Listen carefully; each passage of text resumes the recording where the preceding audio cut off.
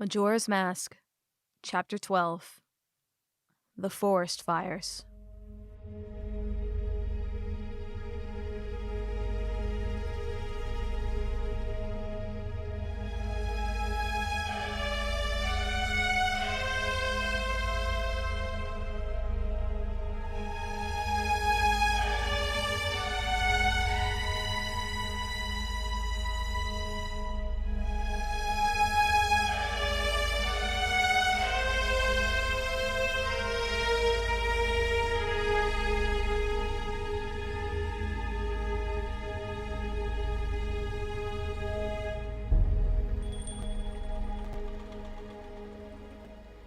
They found Kotake in another clearing. Link had predicted they were identical twins when describing her to the monkeys, and he'd been right. She was just as old and small. Only the gem within her forehead differed. Instead of Kotake's dark blue crystal, hers was crimson red. She lay huddled in a ball, eyes wide with panic. Link and Tattle stopped when they reached the clearing, though the monkey eagerly rejoined Koume's side. Two other primates already hopped there in place. They greeted the latecomer enthusiastically, and then waved their arms to urge Link and Tattle onward. For a moment, the boy wondered if Koume was already dead. Her wide-eyed expression hadn't changed, and she was still as a statue. The grass beneath her was stained with dried blood. However, a cry shocked him halfway over to joining her. Ah! Help me! Koume struggled to lift her head, arms shaking. I was busy minding my own business, picking mushrooms, when BAM! The final outburst surprised Link again, and he swore he saw curls of smoke leaving her nostrils. I got hit from behind. That pesky skull kid! Did he think an old hag wouldn't recognize him if he hit his face? She let herself relax again, slowly resting her head back on the ground. To think he's that powerful, and now I can't even move! We're here to help, Link said. Your sister sent us to find you. Kotake? She said. That useless bag of bones isn't good for anything. I've been out here for 3 days, living off spare potions. It took her this long, and then she didn't even come herself. Tell me, why are you doing this? I imagine she healed you, and you're returning the favor? She's quick to get to the point, Link thought. I got attacked by a wolfos. A wolfos? Koume said. If you're helpless wolfos bait, this forest is too dangerous for you. The woods of mystery marks the end of Termina, you know. Past these trees is nothing but darkness, and traces of it still linger among the leaves. Wanderers often see things, people they've lost or left behind. Link's face lit up in understanding, and the witch smiled. Ah! Looks like my warning is a tad late. However, her smile was short-lived. The purple glow had stretched into the night sky, and Koume craned her neck back to notice the column of smoke. The sound of popping wood crept inward, bouncing off the branches. The fire was far away, but its dark presence had just made it to the clearing's edge of perception. You need to get me out of here, she said gravely. I considered using fire to get Kotake's attention, but I was afraid the whole forest might go up in flames. Guess someone else beat me to it. Kotake will see the smoke, but it's anyone's guess how quickly she'll get here. I wonder how she planned on starting a fire, Link wondered. All right, he said, pushing the thought away and bending beside her. Should I carry you? Unless your fairy has big enough biceps to do it herself. Tattle glared from behind them, but said nothing. Link gently scooped the tiny witch into his arms. Her head rested against his shoulder. The now exposed circle of dried blood was bigger than he realized. Link noticed a stain on her lower right side. Are you sure we can do this? Tattle asked. The fire's spreading quickly. I'm sure, Link said, walking where he'd entered the clearing. No! The other way, you fool! The witch pointed to the left. Link obediently redirected his course. and the monkeys trailed along behind them. Tattle sighed. It's not like we're really going to save her. The moon will make sure of that. What? Koume spat sharply. She kept her head facing forward as they walked swiftly. What is she talking about? Nothing, Link answered. She's crazy. She thinks my ocarina can travel through time. I keep trying to tell her that it's just made of clay and couldn't possibly do that. Hey! Tattle exclaimed. I'm not the crazy one who thinks we're in an alternate universe. The injured witch with the red gem cackled. Every universe is an alternate universe to someone. What's the name of your universe, Mr. Hero? Mr. Hero. Everyone always assumed that title of him so quickly. He wasn't so sure he deserved it anymore. The distant fire's crackle reminded him of that. He pushed away thoughts of the purple-eyed demon he'd allegedly become. Hyrule, he finally answered. Please tell me you've heard of it. Hyrule? She said, thinking over the word for a moment. Nope. Sounds made up. Well, Link said, unable to restrain his disappointment. Hyrule is the dominant world power. To everyone. You'd have to live under a rock to never know about it.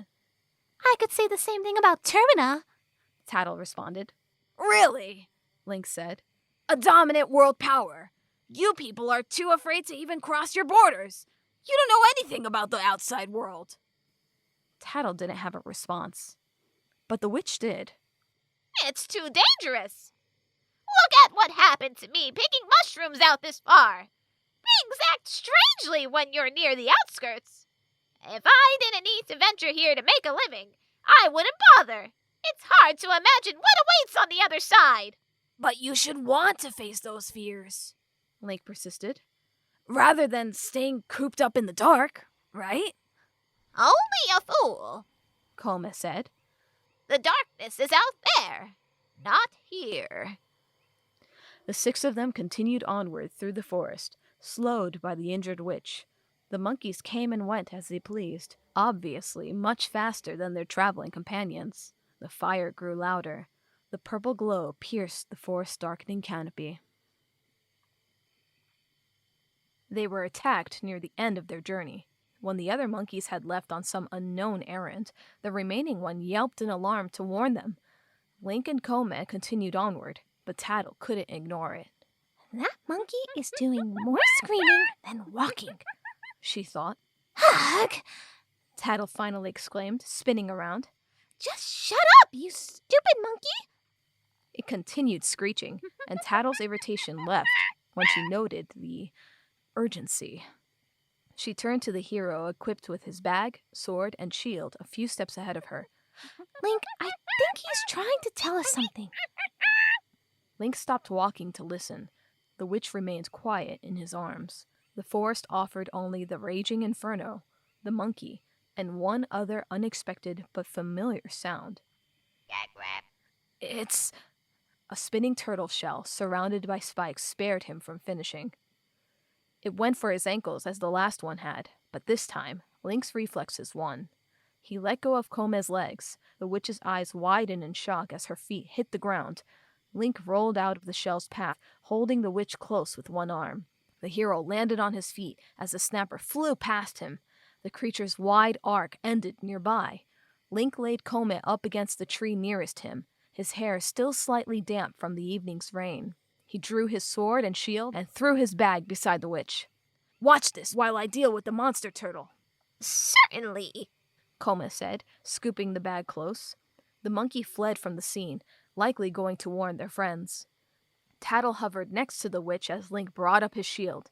You know, he's actually pretty good at this adventuring stuff, she said, as Link deflected another charge from the snapper. Getting his sword and shield back helped a lot. Let's hope so, the witch said. What brought you two here in the first place? Before that wolfos got you. That's actually a very long story. One that you probably wouldn't believe, Tattle thought. She turned to see Koume rifling through Link's bag. Don't you have any manners? The witch brought out the completely soaked, funnel-shaped hat and looked at it curiously. What is this supposed to be? A fairy tent? No! The fairy exclaimed. That's Link's hat. Well, it doesn't look very practical. She then pulled out the Deku mask. Neither does this. Put that stuff back. Link narrowly avoided the snapper's next spin, dancing away on his feet. Ouch! This morning's ankle injury screamed in protest.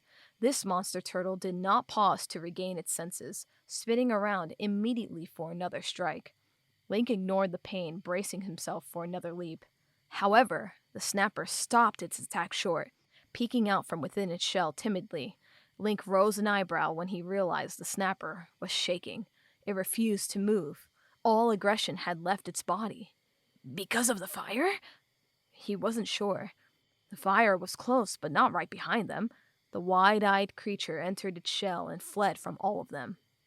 Well, Tattle said, joining Link when the snapper retreated. Looks like you scared it off. Link merely shook his head, looking around cautiously. What? The fairy asked.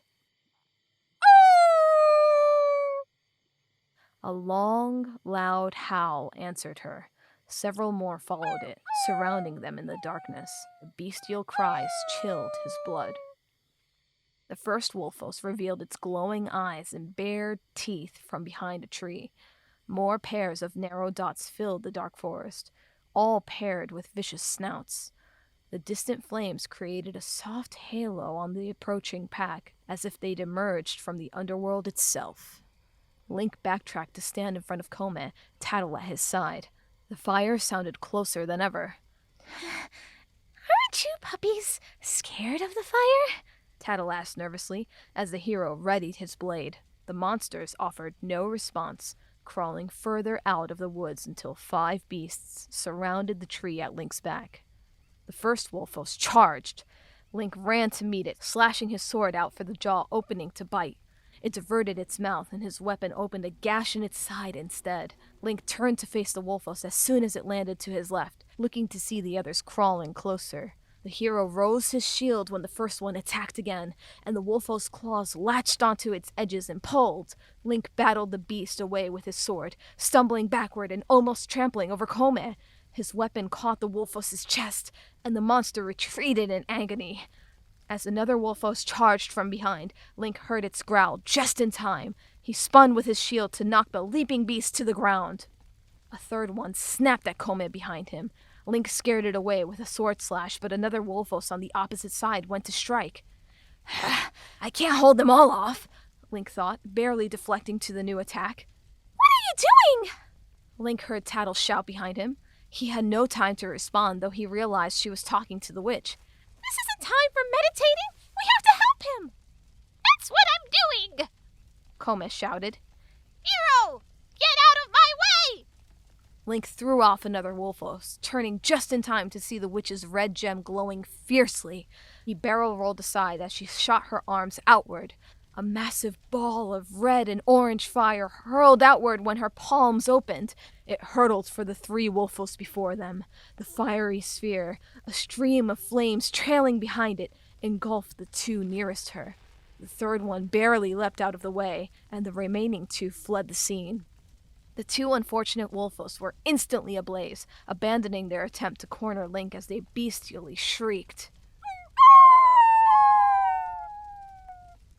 They were living torches that charged aimlessly to their deaths. The remainder of the red and orange blast caught the tree across from them ablaze. The purple forest fire was illuminated anew, still ruthlessly consuming all trees in its path as a new fire started. The hero scrambled to his feet, wide-eyed before the orange fire. A wolfos leapt for him as he got to his knees, and he spun just in time for the beast to latch onto his shield. Link tossed it aside, bringing his sword around to deal a killing blow. Ha ha ha! The wolfos shrieked and went limp beside the witch, a spray of blood dotting the tree bark behind her. Link brought his shield up as one of the 2 that had fled returned. These things are relentless, Link realized. They appeared completely unconcerned for their safety. Koume's orange fire kept spreading as the purple closed in beside it. The fairy's eyes went wide when she witnessed the witch's fire spell. So, what was that about sitting here and doing nothing? Koume asked, cackling at Tattle's astonished face. Tattle noted the glowing gem on her forehead. Can your sister do that? She asked. Not with fire, but yes. Well, don't do it anymore, Tattle said, sweat beading on her forehead in the glowing heat. We don't need a third forest fire. If I had it... Ah! Tattle spun when she heard Koume scream. One of the returning wolfos had grabbed the witch by the back of her collar, dragging her behind the trees lit by fire. Koume! Tattle exclaimed, turning to Link for help. However, Link was preoccupied with his own fight, battling the other beast that had skulked back. She looked nervously at Koume being dragged away. The fairy scanned the area, spotting the Deku mask, damp hat, and empty bag. That will have to do, she decided. Let me go, you hairy beast! Koume exclaimed. The wolfos did, and she fell to her back, only to be face to face with the monster's threatening eyes and jaw. It growled, preparing its teeth to dive into her. Her eyes shimmered in despair. There was no time to conjure more fire. Koume closed her eyes, but the wolfos' attack never came. Instead, she heard its bark cut short, followed by a whimper. The witch opened her eyes to see the fairy holding the green hat over the wolfos' snout. The fairy pulled it back tightly as the wolfos fought madly to free its nose and mouth. Koume scooted into the firelight away from the beast. Heat flooded the back of her neck in response. She stopped at the nearest tree, backing into it and watching as the fairy wrestled to keep the wolfos at bay. The damp hat quickly ripped open, green shreds fell to the forest floor, and the fairy retreated back to Koume's side. The wolfos bared its teeth at them again and lunged. Koume winced as there was no strength left for her to conjure more fire. Ha ha ha! Link's sword came up from underneath it before it could kill them, cutting its soft underbelly. He swung the dying wolfos into the ground, though his sword caught in its ribs. He tugged to pull it free. Ha! I killed the other one, but we have to... A charred, blackened wolfos, more corpse than animal, leapt from the fiery shadows. Link barely had time to put his shield between them, knocked to the ground and on his back. He recognized it as one of the two Koume set aflame, now feral and beyond self-preservation. The piece of metal was the only barrier separating their faces. Its eyes were in a blind rage as it snapped its jaw, saliva running in thick lines across the Hylian markings. The teeth were nearing his face, reaching over the rim to rip out his cheek. The beast unexpectedly lurched back and howled in pain.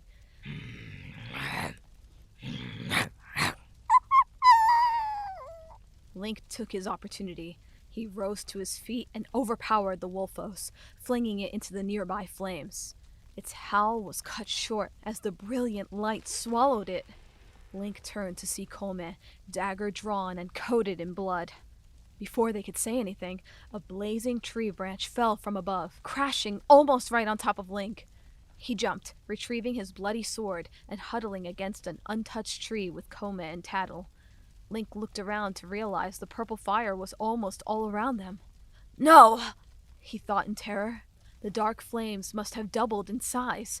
It wasn't only coming from the left. It approached from the opposite direction, too. The separate paths of violet fire now came to meet where they cowered for safety. Link put away his sword and shield as he scooped Koume into his arms. Tattle followed as he ran past the tree where his bag and mask lay. He disregarded the possessions as the fires roared. The fairy stopped to retrieve them instead. She stuffed the mask inside and grabbed its strap to fly back to Link. They only made it a few feet before they had to stop. Just in front of them, Koume's orange fire raged, spreading to encompass all trees in that direction. To the right was the wall of purple heat, racing after them. The two purple forest fires had merged, their white-violet dance joining to roll forth as one. The wolfos and snappers were either dead or had fled, and the air was now heavy with smoke, cinders popping off the trees into the soot rising around them. Link's lungs burned, and his eyes watered. He, Koume, and Tattle, bag in the fairy's hands, had no choice but to huddle together. They were in the very center, a spot in the forest where the fires raced to meet. The red, orange, and yellow were reflected in their eyes, and the purple warmed their backs. There was no way out. The immense heat swirled around them, a dragon's colorful breath stretching out to swallow them whole. The flames were moments away from colliding where they stood. Suddenly, Link's chest seared with pain. "You let me burn, Link," Zelda's voice whispered. "You left me behind, and now I'm burning." Ah! Ah! Zelda! Ah! Link shouted, though his dry throat was almost inaudible in the roaring inferno. Only Tattle noticed. She instantly understood what was happening. The amount of grass beneath them diminished rapidly as the blazing vortex's eye closed. Link! Tattle screamed. Don't do this! Get your ocarina out! It's not my fault, Zelda! Link said from behind tears. It's not my fault! Play the Song of Time! We can get out of here! It's not too late! Tattle pleaded. She flew right in front of his face. He only looked at her with an expression stricken by unbearable grief. He shook as he cried. Koume merely looked up at them from his arms, clearly confused. Snap out of it! Tattle kept trying. We don't have time for this!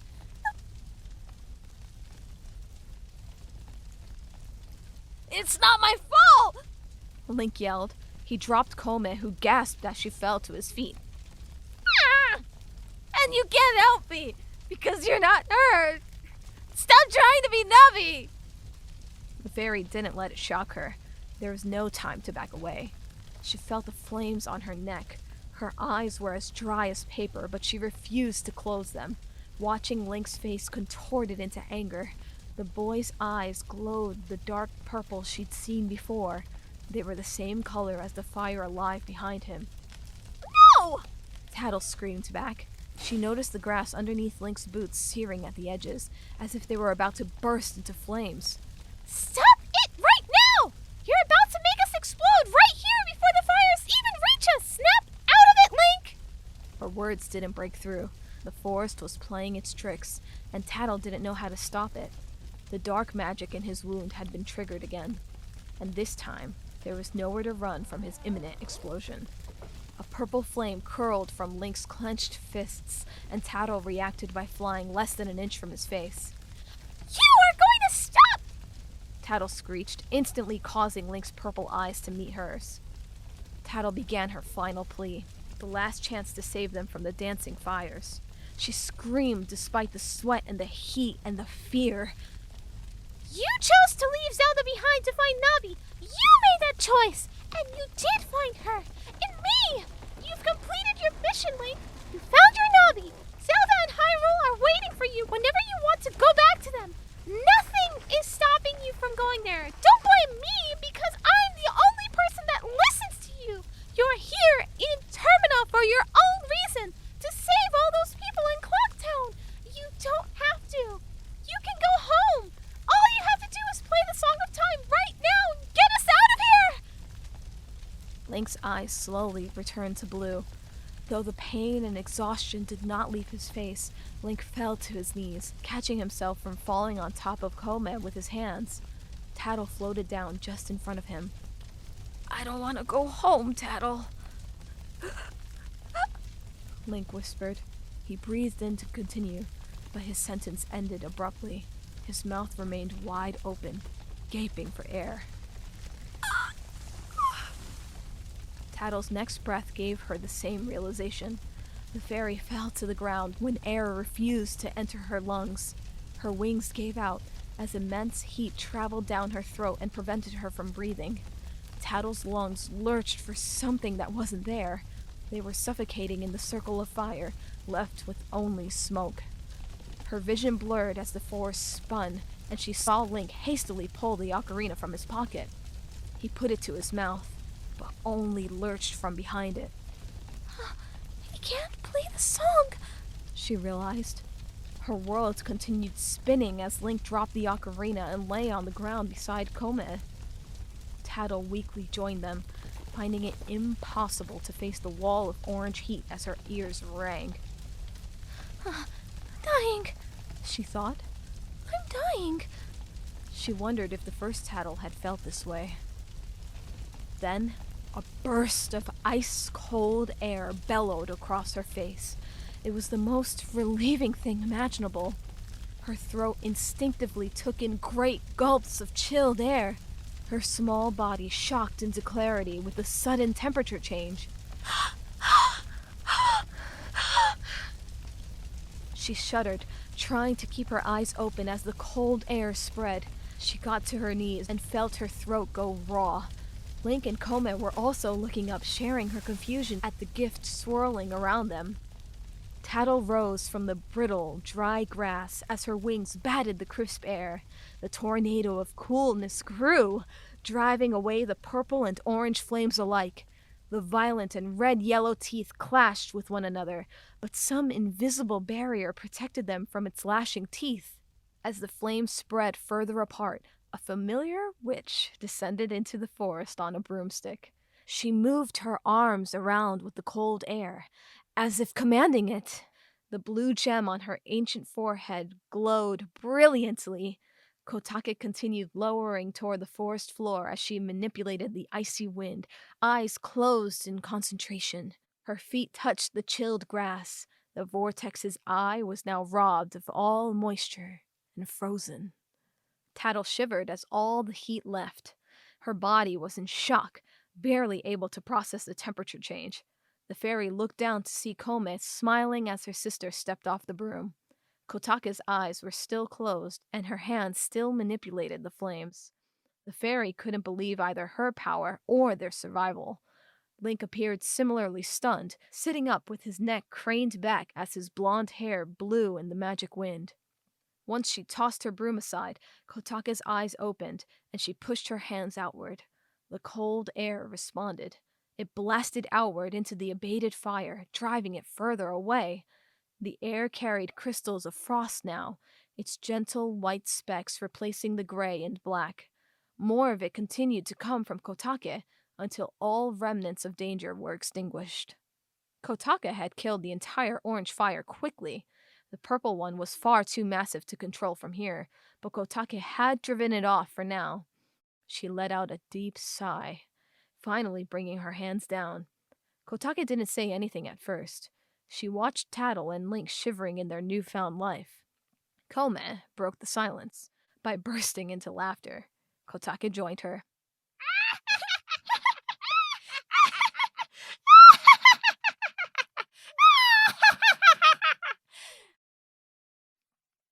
The blue-gemmed witch reached into her robe and pulled out a bottle filled with thick red liquid. Koume continued laughing with her twin as she took it, removing the cork and somehow draining it while chortling. Tattle shared a confused glance with Link and then turned back to the two obviously insane but powerful witches. That's good stuff! Koume said, finally ending her laughing fit. She jumped to her feet, the pain in her side already forgotten. The red-gemmed witch aggressively snapped to her still smiling sister. What took you so long, you lazy fool? I was almost eaten alive by 5 wolfos and burnt to a crisp! Lazy fool? Kotake retaliated, her smile faded. Me? I sent those 2 idiots to find you! I didn't realize they'd spend the whole day finding creative ways to kill you! Koume gasped.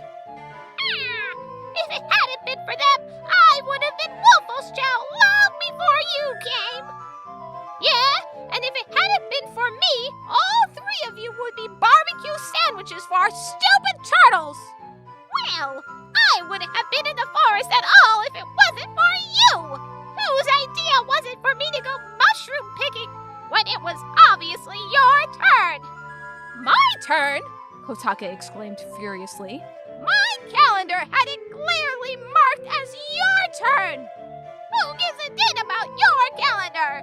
My calendar specifically said you were supposed to do it. Tattle and Link turned to face each other again, and the boy shook his head. Are you kidding me? My calendar has it marked. My calendar. No, you haven't even turned the page of your calendar since August last year. What are you never even seen this so-called calendar you keep claiming to have. Daily log for your information. What daily log? What daily log are you speaking of? You know it. I've seen you read it before. Okay. Not even I'm that bad.